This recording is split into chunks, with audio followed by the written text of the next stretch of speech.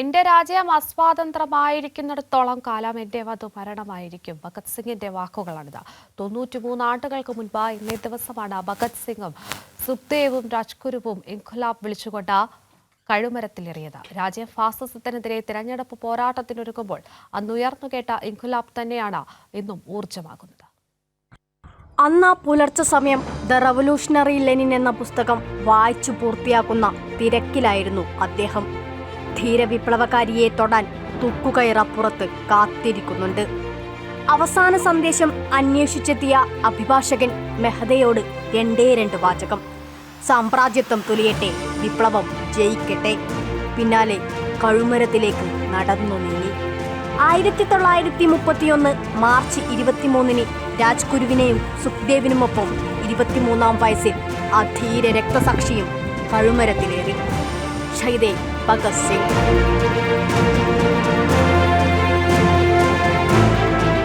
ജാലിയൻവാലാ ബാഗിൽ നിരായുധരായ ആയിരക്കണക്കിന് ഇന്ത്യക്കാരെ ബ്രിട്ടീഷ് പട്ടാളം വെടിയുതിർത്ത് ചോരയിൽ മുക്കിയ ദാരുണ കാഴ്ച 12-ാം വയസ്സിൽ കണ്ടതാണ് ഭഗത് സിംഗ്. അന്ന് ഉള്ളിൽ കയറിയ വിപ്ലവ വീര്യം പിന്നെ ആടിക്കത്തി.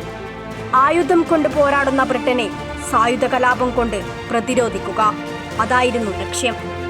മാർക്സിസത്തെ പുൽകി ഹിന്ദുത്വത്തോടും പ്രതിരോധം തീർത്തു.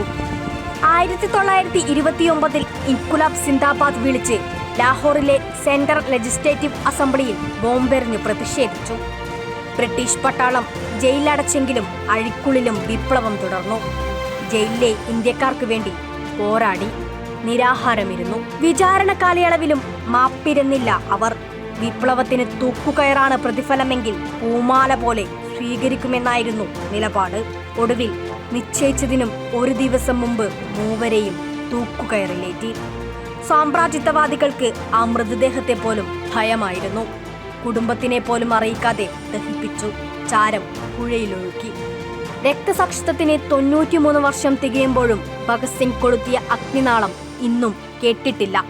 ഫാസിസത്തിനെതിരെ തെരഞ്ഞെടുപ്പ് പോരാട്ടത്തിനിറങ്ങുമ്പോൾ അന്നാ കഴുമരത്തിൽ നിന്നു ഉയർന്നു കേട്ട ഇൻഖുലാബിന്റെ മുഴക്കവും ഊർജമാണ്.